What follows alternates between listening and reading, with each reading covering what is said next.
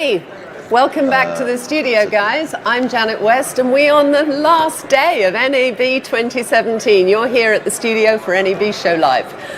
This morning, we're going to talk about what can we expect to change the direction of TV viewing in 2017. I'm sure you've had a chance, probably not the guys who are the exhibitors, but I'm sure a lot of you had the chance to go all the way around the North, the Central and the South halls and see what are the new toys out there, and see some of the changes compared to, say, last year. So we're going to address that and see what, in fact, we see changing directions. So I'd like to introduce my guests. Next to me, and he's not my co-host, but we had such interest, we wanted to have as many people to talk to you as possible. Kjetil Horneland, who is CEO of 60. And next to him is Matt Nelson, who is Head of Strategy at UITV. Next to him, David Springle, CTO of YoSpace. And finally, but certainly not least, is James Stenflug, who's VP of Marketing at EVS. Gentlemen, welcome. Now, we've been discussing this week anything from live streaming, media asset management, what's new in cameras, lenses, tiny cameras, what's it doing to cinematographers. We've covered a lot of different topics. We had somebody on the women's session who runs a sports network. So let's start with sports. I think that haven't the viewing figures been going down and we need to do something about it? Is there something new at the show like that?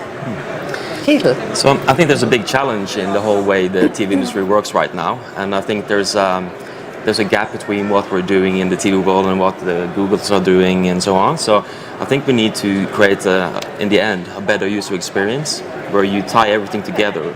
So how do we do in that? A good way. So what we are working on at the moment is that we're trying to make all the TV graphics interactive. So that's sort of our response to that is, as a viewer, I would like to customize my own experience. So if a user has, they're trying to use social media while they're watching TV and so on, we can unify that in one experience. So it shouldn't necessarily be a first screen experience and a second screen. We want one experience where we tie everything together. Mm-hmm. And this can sort of help the whole, everything from the rights cost to how you leverage, how you, and in the end, monetize in a better way that is beneficial for the broadcaster, for example, and the end user. Mm-hmm. Something I remember seeing a couple of years ago, which particularly women who are interested in fashion, if they see somebody on set wearing a really nice dress, they kind of want to know where did they buy that dress. So graphics in advertising going to enable that. Yeah, so if you think about all the content that goes inside a TV production, it essentially is a lot of content that we're not really leveraging in a good way. Okay. They should all be triggers for buying stuff or accessing stuff. So what we want is to make it extremely easy for the end user to be able to dive into the content in a way that is non-intrusive. Okay. Because the less we require of you, the more likely it is that you will engage with what we have to offer you. But how's this going to get monetized? So if we tap into what goes on in the broadcast production, essentially that's a lot of data, a lot of statistics and metadata that you might link to a product like the example you mentioned. So there's like a multitude of ways of monetizing this thing, and it's not getting done enough. So if we can personalize the viewing experience, we can say that, well, I'm into diving, so I would like to get an ad about new diving gear while I'm watching a show about diving. And that way, if you know me, what my preferences are, you can serve me an ad where I can interact directly on my screen without leaving the experience, essentially. Mm-hmm. So we are retaining the user, essentially, in the broadcast. That's sports and graphics. James, what are you seeing is changing the direction, particularly obvious at the show here? Yeah, I think we're seeing a couple of different things. So IP technology at its heart is changing the way you build and the way you execute live production, where production teams exist, off-site, working from home, more collaboration.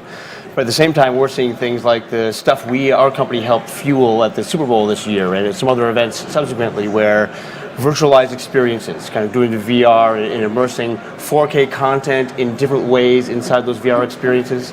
We're seeing a lot of different points of view changes. We're doing a lot of 360 implementations where you can see these wider points of view at things like the Daytona 500 and then allowing production teams to use that to really find and uncover new storylines and new trends. And all of this is really part of that immersive experience for fans at home, whether it's distributing to them on connected devices, phone, mobile, over the top, or whether it's bringing that back into the production fold of the high-end broadcasts you're really seeing new ways to take content and connect it to people.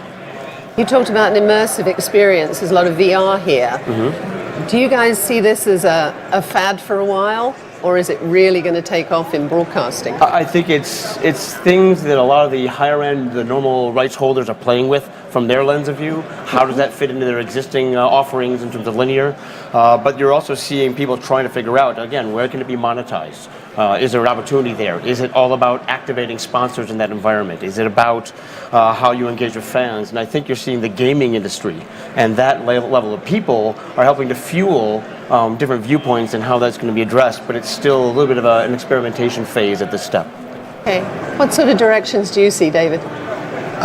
The thing I've noticed at the show is that we're seeing more traditional players sort of increasing their online offerings, or certainly it sort of echoes sort of something that James just said, which is, you know, the online consideration for how content is monetized, presented, or enhanced is moving further back into the production, sort of workflows, and the companies that are traditionally in that space are embracing this technology. But no, for us, you know, where we work with broadcasters to insert user-targeted advertising into live and VOD streams, you know, we're seeing that, you know, data is absolutely key in order to drive that monetization, but also the way in which advertising is being bought and sold is going to eventually evolve into a very different model that we're seeing today, and we're seeing, you know, signs of that with regard to the online ad tech space, sort of really embracing the opportunity that exists with this new currency of advertising. You talked about monetizing. Is it clear to a lot of companies actually how they do monetize with all this additional content and versions of content, etc.? I mean, I think that there is an abundance of opportunity for monetization, and there's a lot of experimentation going on at the moment. It's, you know, I think there's certainly more obvious paths than others, and, you know, I encourage you know, the concept of the broadcasters to experiment with new forms of leveraging user data in order to drive a much higher, you know, a much higher return for their, you know, for advertisers or media buyers. Matt, what sort of directions do you see the industry going in now? Excuse me, I'm tempted to riff on all three, and I think I'll play on the monetization angle. And I think one of the things for me is there's a lot of discussion around sort of monetization, ads, where they're headed, is just wondering if it's maybe a flawed assumption that the, you know, global $200 billion of TV ad spend needs to migrate into a digital paradigm, or does a large portion of it perhaps get left behind, right? I think if you look at the last 30 years, in a lot of ways, you know, the advertising sort of spend in TV has slowed down over the last 3 or 4 years, or plateaued. And you see things like, you know, premium cable networks coming on board, and now you see sort of the rise of, you know, subscription services, and really a new user who's been really conditioned by experiences, mobile experiences that don't include ads. And I think we may actually see that actually a large chunk of that pie doesn't just get redistributed and shifted digitally, but actually starts to shrink pretty dramatically. And I think that'll be maybe propped up by a lot of these companies whose business models run orthogonally to, you know, needing to monetize through ads, right? Where, you know, famously, you know, Amazon makes more money when they win a Golden Globe because they sell more shoes. So I think that's really going to be the interesting theme is monetization necessarily, does it need to kind of migrate into a new digital sphere? You said you wanted to comment on some of the other points made. Yeah, so the sports one's fascinating this week, right? So all the ESPN news that came out this week, you know, we're headed towards just it's going to be fascinating, right? So content rights in North America have been rising 8% a year, but ESPN and other networks losing subscribers like crazy. You know, ESPN loses 10,000 a day right now, $800,000 of recurring annual revenue every day. And you just kind of look at what's happening with sports, right? With social platforms nipping at them, right? With Thursday Night Football, with Amazon being a big one, Twitter, etc. And we're coming to this moment between 2020 and 2024 when those sports rights are going to be up for grabs again. I think the big question is, you know, do those sports rights actually move digitally at that point? And obviously with ESPN's layoffs this week, it's fascinating to watch that maybe starting to unfold. Yeah. Cheetal, you started off talking about sports, and obviously that's what you had as an idea when the company started. Yeah. But how do you see that growing over the next couple of years? Which markets do you see it going into? We talked about ads earlier, but are there other markets? So if we sort of are specializing in that user experience of watching TV, we're interested in all different aspects on how you interact with a broadcast. So if we can change the whole thing from being a static viewing experience and making it a two-way communication, I could essentially be asking my audience a question and they will answer it, and we can bring it back into the editorial of the TV broadcast. Okay. So if we can sort of flip it all around a little bit and give the user a personalized experience and give the user a way of interacting with the content, we can, that's relevant for any type of show. It's relevant if I'm watching my election graphics that I would like to, bring up the things that I think is interesting at any given time. It's relevant if I'm watching a soccer game and I would like to follow this soccer player because I love this guy, right? Or I would like to go into the stats, or you would prefer just to watch it and not sort of go into the details. So I think there's a lot of opportunities in how this all ties together.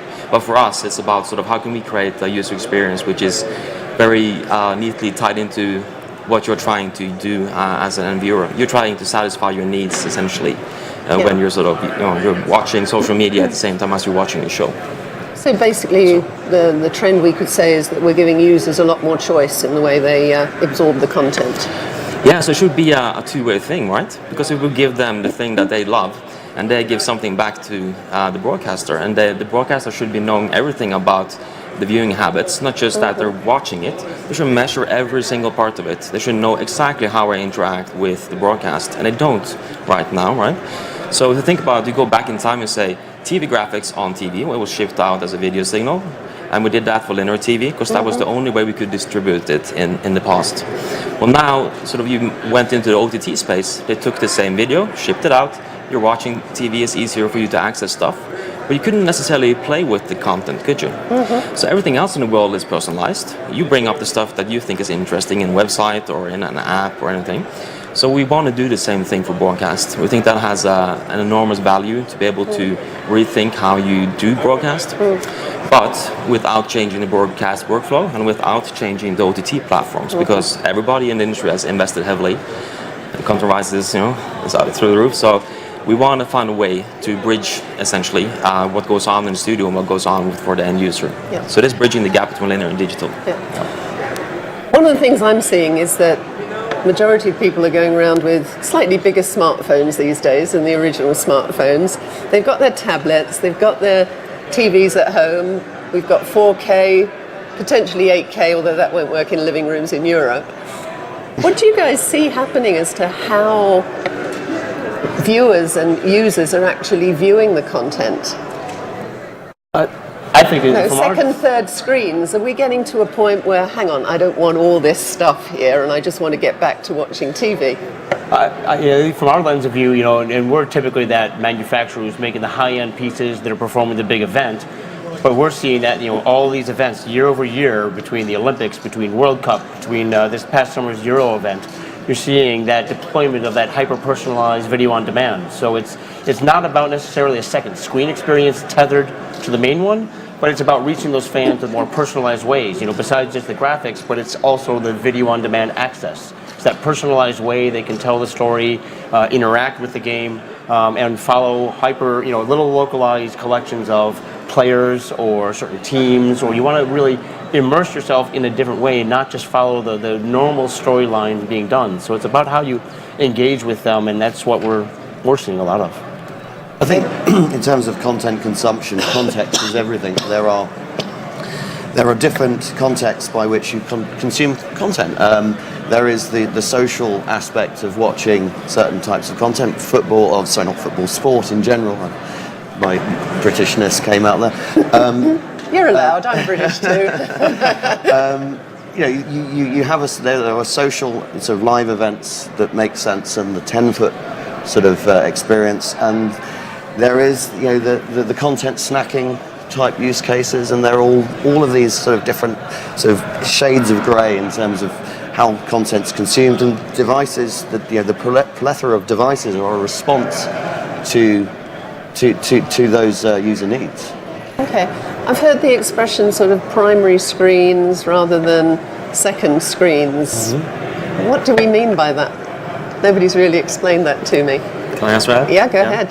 So I think that the first thing when you want to connect data to a show, a lot of people have created live centers and second screens where you can follow all these things. But I think that my main experience should be something that I just really enjoy. Well, it should be up to me to change if I want to view it on my iPad or on my living room screen. So we tie that together as well. So it's not so much about what is a first screen and a second screen experience. It's more about why am I accessing all these different types of content and how can I do it in the easiest way. So if you think about the human needs, they haven't necessarily changed for the last 10,000 years, have they? So they're trying to be entertained and they're trying to be engaged, but they're trying to access all the things that they think is interesting all the time. So what we always sort of work on the user experience side is that it should be about what the user is trying to achieve. And if you get that, properly get it, then that is different towards building something technically. Here we go. This is something we can deliver you because this is what we were able to create. It should be, here we go. Here's the experience you wanted to get because we understood what you were trying to achieve. So it is about having sort of a user-centric experience of the whole thing, and that applies to websites, but it should also apply to TV, right? So I think sort of the gap between a first screen and second screen thing isn't necessarily such a big thing in the continuance. It should be, what is your whole experience? And where would you prefer to consume it? Well, I think it's interesting to look at what is the first screen and second screen depending on what perspective and lens you look through, right? So selfishly from like an industry perspective, first screen classically being the big screen and second screen being this device in people's hands. But from a user perspective, we spend all of our time staring at our phones. That is the first screen.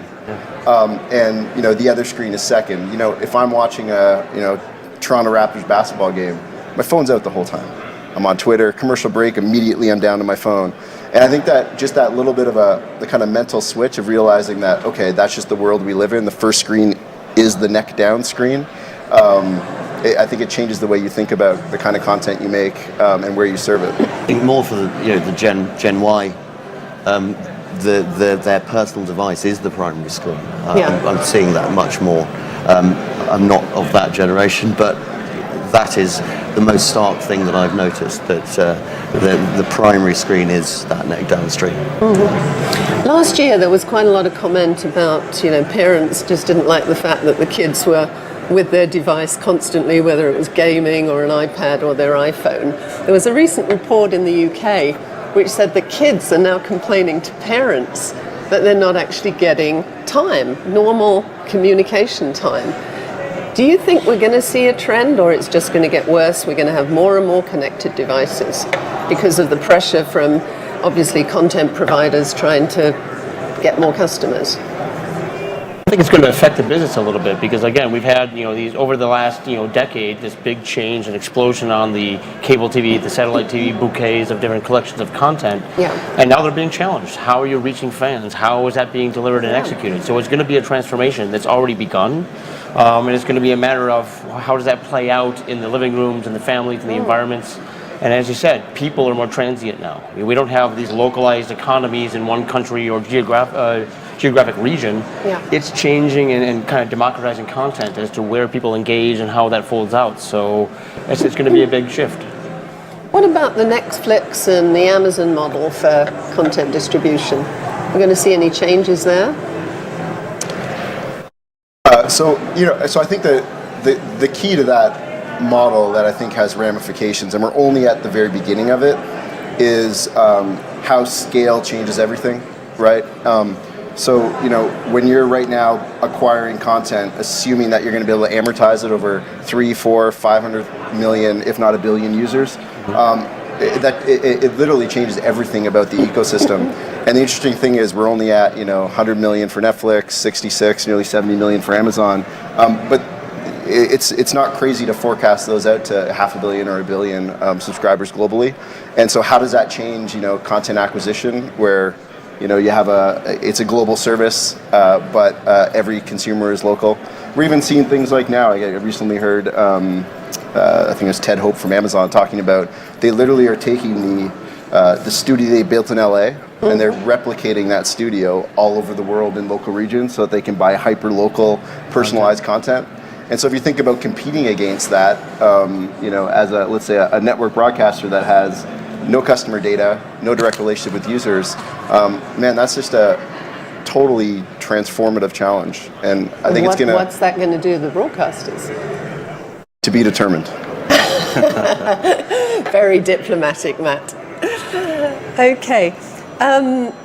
Any other comments as to where this industry direction's going?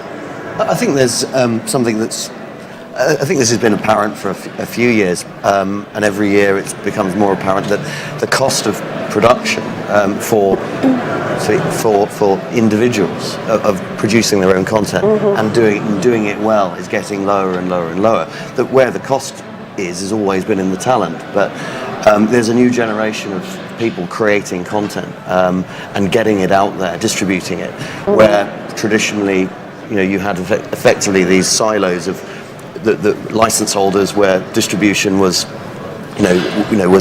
maintained through a very rigid structure. That's not happening anymore, and I think we're going to see a generation of content creation that is also going to be very disruptive or otherwise to this industry as a whole. Well, and it creates this a really interesting separation where being in the middle is the worst place to be, because on the high end you keep hearing that it's the cost of talent. Actually, the best business to be in right now is to be like an actor in talent, and that's rising like crazy, and that's driving costs up. On the other end, though, it's never been more affordable to go in and start creating your own content. And actually just being stuck in that middle point is probably the worst place to be, where you decide, do we shift down market or do we go ahead and try to compete with global juggernauts? And that's just kind of an interesting diversion that we're seing. I think the definition of content is expanding, and what I would like to consume is expanding, and it gets easier and easier to use the infrastructure you need to serve that content. So I want easy access. That's what I want, and I don't really care where I get it from. That's what the user is thinking. Yeah. So there is a challenge, but there's also abundance of opportunity. So if you're a broadcaster, you have to renew, but you gotta embrace what is there. It's not a threat. It should be an opportunity to monetize more or rethink your content, essentially. David, you pointed out we've got a lot of production or content creators, smaller ones, unlike the traditional large production companies. One of the things that's happening in this industry is putting things on the cloud. We're creating data and data and data. What's the implication of that? Are we able to have an infinite amount of data stored? Well, I think that the cloud providers would like to convince you that's the case. And what do you think? I think it is, actually. It staggers me, the scale that cloud computing has gotten to. It is amazing. I mean, we make heavy use of cloud infrastructure. It allows us to scale to the audiences that we have globally, and some of the technology that's coming out of there, it is mind-blowing. And that scale, going back to Matt's point, that scale is underpinned by an ecosystem that is way beyond broadcast, and it is going to make some extremely powerful innovation possible. It will need it, because I think in 2015 in the digital universe there were about 4.4 zettabytes. If anybody doesn't know what a zettabyte is, that's 27 zeros. And now we're approaching 44 zettabytes, and it's growing. So yes, I think talking to the data centers, there's a real need for new technology. I mean, they're going virtualized servers to flash, but there comes a point that we're going to have to really rethink this. I think if you're looking at also the production side of things, the content creators and all of that, the transformation with IP for the infrastructure level is enabling now the next step of virtualization, and that's going to move more and more of those fixed facilities from on-premise towards infrastructure as a service and into cloud. So that's where you're going to see also a lot more data there. Gentlemen, this has been great. We've run out of time. I hate that. The conversation was really interesting for me. I hope it was for you. Join me in a minute. We're going to be looking at the 10 predictions for the rest of 2017. I'd like to thank my guests, who are Matt Nelson, Kjetil Horneland, David Springall, and James Stelford. Thank you very much, gentlemen. Thank you. And we'll see you in 5.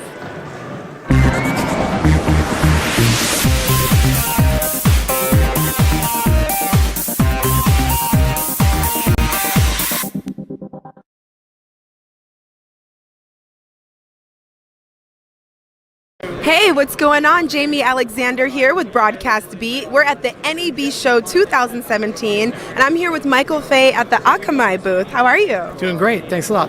Did I say that right? Akamai?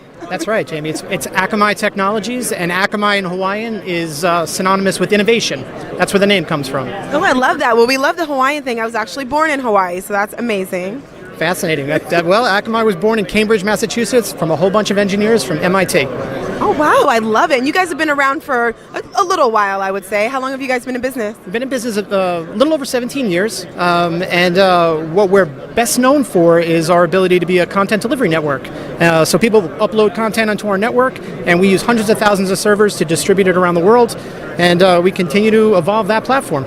Oh, wow, that's amazing. So tell me what you guys have here at NAB and what you're showcasing that's new. All right, so what we're showcasing that's new that I think is incredibly relevant, so we're seeing this huge shift in the OTT market, so people taking traditional content and moving it online. So some of the things that we're solving is obviously high quality of video, whether we're preparing for 4K or 8K. Another thing that we're doing is the latency between, let me give you an example. You're watching the big game, and you hear people cheering down the hall, but you're watching it on your mobile device, and you're 30, 50, 90 seconds behind. Right. We've been able to solve that problem where we can line up in synchronous with television broadcast. So everybody's getting the same experience, whether you're on traditional cable or broadcast. Another thing that we're doing is we came up with an entire operations model for our broadcast customers, so that what they're currently used to with these heavy 5, 6, 9 SLA, like always up, we can align with IP delivery. So we're really excited about that at the show. Oh, yeah, it's all about IP delivery. Thank you so much for what you do in broadcast. We definitely appreciate that. Absolutely, absolutely. So what is your favorite part of working with Akamai? Tell me something about the brand culture, one of your favorite products that you offer that just makes your clients ecstatic to work with you. I'll tell you, we have a lot of customers that work with Akamai for one key reason. We have some of the smartest, most talented internet engineers that grace the planet. I mean, Akamai is an academic culture. We're really interested in solving our customers' problems. You know, we don't necessarily inherit problems from the past, and we overcome problems. So culturally, we have so many guys that come in with PhDs and handle these large problems of really changing industries. We've succeeded in changing the content delivery industry. We're changing the security industry. We're changing the web industry, and we are changing the OTT and video industry. That is so amazing, and I love the confidence. That's beautiful. So is there anything else about Akamai that we need to know that maybe we didn't cover and that we would love people to know so they can check you out? You know, I'll tell you, some of the things that are coming up in the industry are really exciting. VR, augmented reality, seeing a lot of it. Like I mentioned before, 4K and 8K getting more and more popular. As we build up to the 2020 Olympics, we're going to see a ton of 8K, which everyone needs to start getting ready for. I think we're really excited about tomorrow's technology. We know that everything is going to move from traditional broadcast to online, and Akamai's ready for it. I love that, and I was going to ask you about the future because I feel like it's not even been that long before 4K was like, I mean, we loved it, but now 4K, HDR, everything is like a must-have. So to be prepared for 8K, you guys are definitely ahead of the game. Yeah, I think a lot of people talk about 4K and 8K, and we do. But another thing that's interesting is, think of those subscribers, the millennials who are on really bad internet connections, and how we can actually help them get the lower bit rates, more subscribers for our customers. That's incredibly differentiating. So not only can we help out on the top for the 4K and 8K, but we can also help out on those 1 megabit streams just to get people watching content like NBC Sports or Turner or ESPN or some of our international customers. They're really grateful to be able to get the bottom bit rates as much as the top. Yes, no, I agree completely. It makes perfect sense. Thank you so much for sharing all this with us. And where can we find you guys online? www.akamai.com, AKAMAI. Done and done. Thank you so much for your time. Thank you. Thank you very much.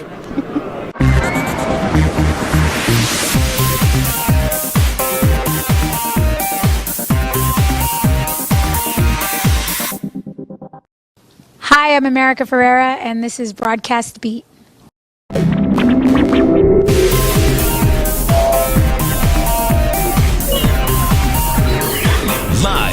Las Vegas. This is NAB Show Live, produced by Broadcast Beat. Welcome back, everybody. Hey, I'm really sad. This is my last show of NAB 2017 here at NAB Show Live. Have you all had a good show? You've been to some good parties? Great. Okay. Obviously Christina has. Good. I'd like to talk about the 10 predictions, or ask my guests what they feel is going to happen in 2017. So first of all, let me introduce my guests. Firstly, I have to my far right David Atkins from Suitcase TV, and next to him Jonathan Sykes, who is chairman of Genius Digital, and filling in at the last minute, thank you very much, is Giles Wilson, who is CTO of Media Solutions at Ericsson. Interesting show for you guys? Yes. Okay, right. Who's going to come up with the first prediction for the next year? Well, for me, I think we'll still be talking about IP for at least another year before it gets put to bed and we start to focus on why we need production tools and workflows, which I think is really where the important future is in broadcast and media. So, is that because it's not really a perfect system at the moment? I think that it's education. People have got to come to trust what's going on, understand what's good, what's bad. In the same way with SDI and HD, every transition takes time for people to adapt. The opportunities that IP offers are significant in terms of changing the way we make content, the type of content we can make. Yeah. But until we get over the hump, that will be the brave adopters that will go down that route. So what is the hump? It's just people getting used to the system, getting educated on how to use it, or what? I think at the engineering level, it's a very different experience. Once upon a time, we could unplug a cable. We knew exactly what would happen. One video would go away. You unplug the wrong fibre and 10 videos go away. It's a very exciting and brave choice to make. So, and very often you can't get to the fibre to unplug it anyway. So a lot of the things that we used to have physical confidence in that we go to and touch, they're not there anymore. Yeah. On the other hand, there are tools to start to give us that in that new virtual world. So I think it's going to be getting used to how we change our working practice, how things are, and how we can work further away. We can work from home. We don't have to go to physical plant. We don't have to have big, expensive offices in city centres to host very expensive equipment that isn't in the right place. So I think these are the things where, as it shakes out, those transitions will make a big difference to the cost model. And hopefully our customers will make newer, more interesting content to attract the viewers that pay for the whole process at the end of the day. So I think the working at home point is quite interesting, because some people can be very self-motivated when they're out of the corporate environment, but others struggle a little bit. So is that for everybody? I think my working from home is kind of possibly the extreme case, but being able to work from anywhere. Right. Not being constrained to you've got to be in the gallery, or you've got to be in the broadcast rack area, because it's IP. As long as you can manage security and all the other things that go with that, you can facilitate working in more flexible manners. I mean, our goal is to be able to do a full production control from Starbucks. If we can do that, we think we've got to the point where our tools delivering the solutions are actually needed. The fact that you probably never do it in Starbucks is neither here nor there. It's the concept we're trying to get across. So.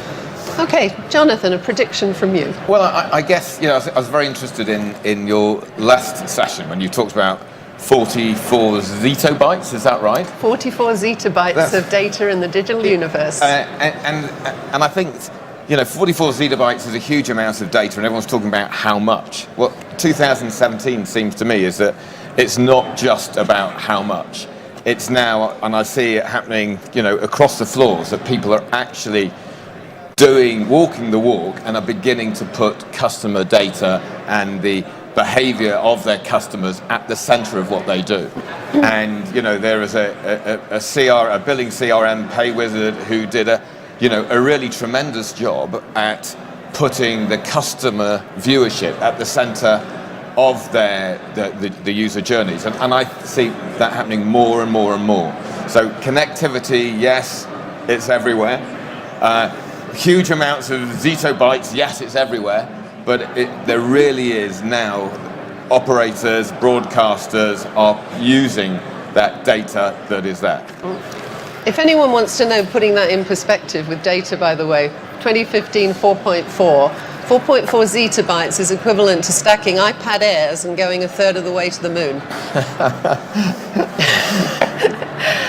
Okay, what, Giles, would you have as your prediction? I think I'd pick up on each of those points, and I would say an even faster migration for last mile delivery to the consumer over IP. I think we're going to see a lot more migration to IP-based delivery to multiple devices, and I think that's one of the things that enables you to do the personalization and actually make use of all of that customer data. There's a lot more flexibility with those types of deliveries, and I think a lot more skinny bundles as well. So actually using not OTT services, but using OTT technologies over IP networks to deliver to consumers outside of a locked footprint. Something that's always interested me is we've got a limiting factor for all this content that we want to push out to consumers. We've only got 24 hours in the day. Well, Are we going to suddenly find that there's a stalemate, we can't go further? I think that's a really, really excellent point. And I think, the premium content, which I'm sure we'll come back to talking about, is going to be premium, and people are going to interact with it in various different ways. The niche content is going to remain, and it's going to be interacted again within a very different way.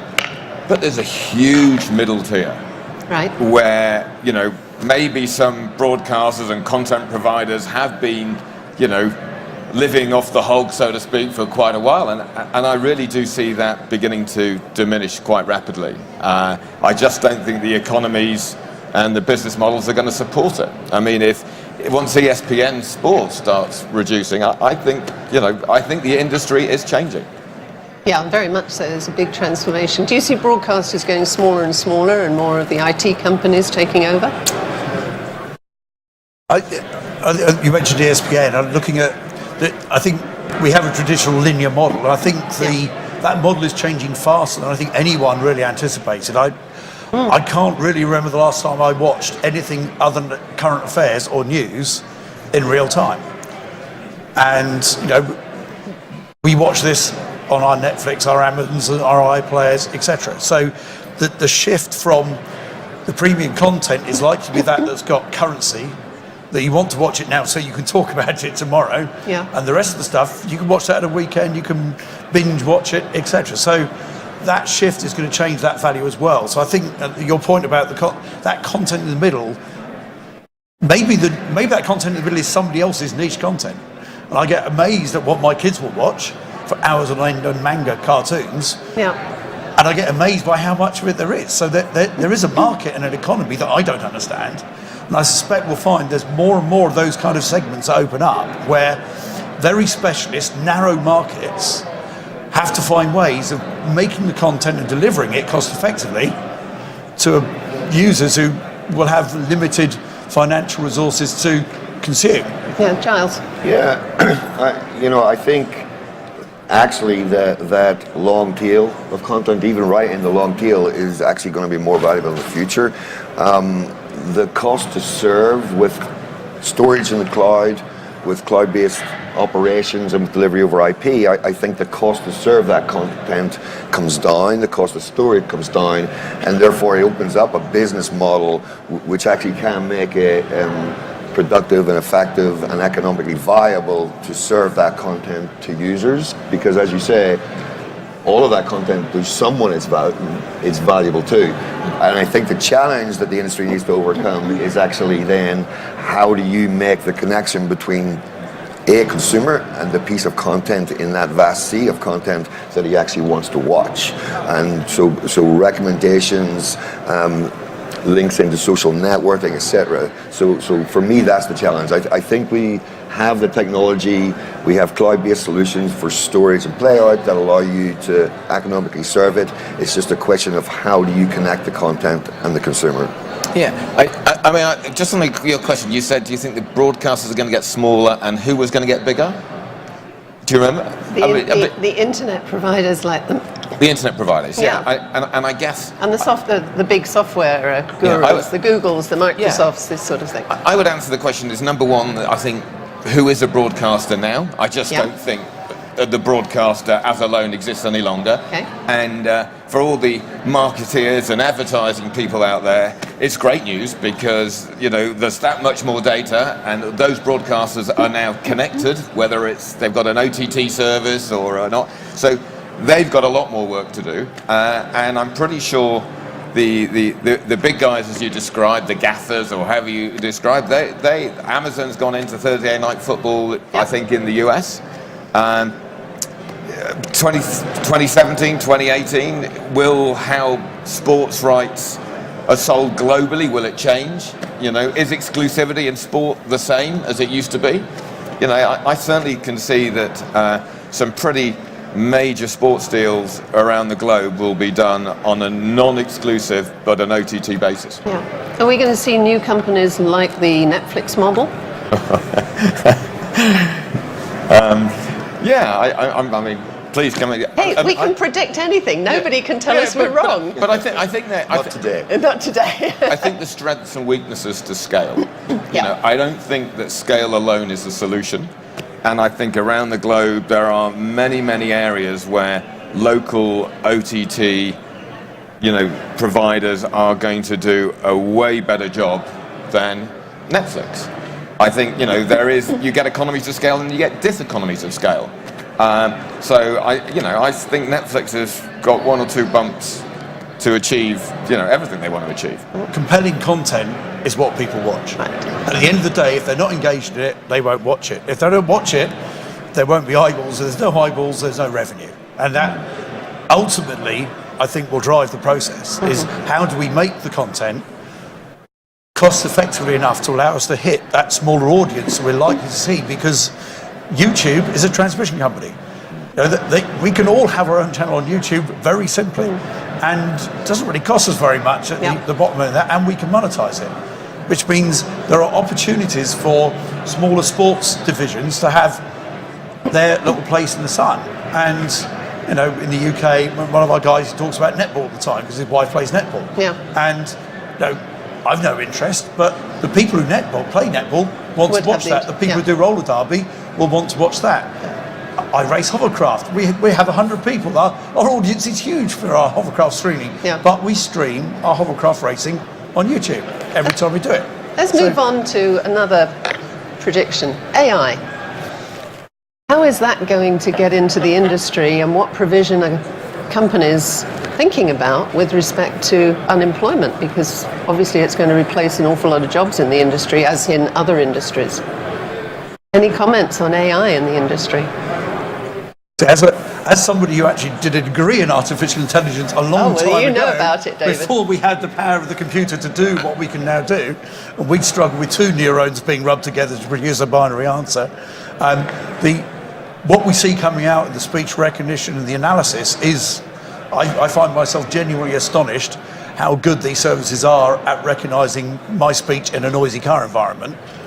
I'm less clear how good they are at working out what I want to watch. And do I want to just give me content that it knows I want to watch, or do I want it to challenge me? And I think there's an element here of, we have to work out, we're used to a scheduled transmission environment where somebody else chose what we're going to watch months in advance. Now the AI, in theory, can build us our own personal schedule. And that might be a very attractive proposition, to have something going out that, well, you like this, so I'm going to play this to you, and avoid the whole, you might like, no, I'm just going to give it to you, and the old, no, I'll skip it. So it's kind of the Spotify model. And I think there might be some quite clever scheduling algorithms that look at what we do. The risk is we'll put people off by putting adverts in there that are notionally related by words but have no relevance, or I've seen that 17 odd times already on Facebook, I don't need to see it again.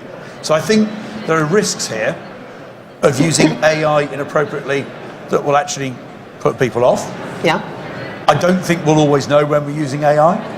I'm pretty certain we don't know now where that's kicking in and what we're doing. I've no doubt out in the internet we're being analysed, speech recognised and being tagged as we speak right now. So we don't even know where this stuff is. And that's kind of an interesting question to Big throw out Brother is watching us. there. Big Brother is probably one of the many viewers we have right now. So, Okay, moving on to VR. What's the prediction for VR? Is this a fad like 3D? yes. Go ahead, Giles. Yes. I think most likely, you know, VR will be very similar to 3D. I think there's going to be a larger role for it in the industry in a more cinema type environment, and just like 3D is successful in that environment, I don't predict that it will be hugely successful in the home. And I think a lot of the time, you know, we forget that we are not your typical user. Yeah. And you know, the guy watching sports, you know, it's pretty hard to drink your beer with a set of goggles on, right? Well, I made the content. Yeah, you have a whole group of guys. Normally, they're having beer and they're jumping up and down out of the and sofa. it's a social experience as well. I mean, I think it's easy, and I'm not just trying to take the opposite point of view, but You're allowed to. passionate about sport. Yeah. I think that 3D didn't work in the way that I wanted it to work. I don't think the current virtual, the goggles, it doesn't work in the way I want to work. But I know when I've got the goggles on, and especially if there's great surround sound, and I'm beginning to feel the vibrations, and it's pretty powerful. So I think people like this chappie here and his AI degrees, I'm hugely confident that it'll keep being worked on, and we won't stop until we've got. I'm not saying a Woody Allen or Gasmatron, if you remember those stuff, but we're going to definitely have something more than sitting, watching a TV, interacting passively, but it may be more than, we may have to wait till after 2017 till it becomes widespread. And I think there'll be specialist markets, niches where... For hobbycraft drivers, but quite possibly, or cycle racing. People ride their bikes indoors on islands that don't exist. That's a perfect environment for VR. There's nothing strange about that. I do that every Friday night. So it is a specialist environment. There are niches, and if you can work out how to fill that niche and profit from it, then you've got a good revenue model and a business. And ultimately, it's back to compelling content. If you have compelling content, you'll get viewers, and the technology might allow you to deliver that platform. So I look at it outside of what we might think of as broadcast, into the training, the medical sciences. There are a whole raft of applications to this where the number of parallel viewers might be 10 rather than hundreds of thousands, but ultimately the technology, the delivery mechanism, the capture mechanism will be very much what we in broadcast use. We're good at that bit. We know how to get quality out of it. But we're not so good at dealing with 10 viewers rather than 100,000. So I think we have to find ways of working outside of our space to deliver the same message into that. It is I just think it's an interesting point that Bob Murray, if you're there, it's every Friday evening in London. He doesn't go to bed, but he's on his cycle bike at 11 o'clock in the morning, 11 o'clock in the evening till 2:30, 3:30, and he's cycling with a whole load of Aussies, thousands and thousands of Aussies. On a course that doesn't exist, and he interacts. So it's a really good point. The power of video and how it's going to change. Which he's paying a subscription model to do. And so there's a revenue happy. stream, and it's a gaming environment almost, but it's physical exercise and it's a social activity. And ironically, in that social activity, we're not worrying so much about the beer getting in the way of the goggles. So different courses, different applications, more and more smaller niches, I think, is what we'll see. But where are we getting activities out in the fresh air? Well, let's not go too far. And we're in Vegas, so the fresh air is a bit on the dry side. So. Right. Giles, from Ericsson's point of view, do you have another prediction? Yes, I mean, I think the obvious one is actually a lot more ultra high definition. And I think, I actually think the immersiveness of that,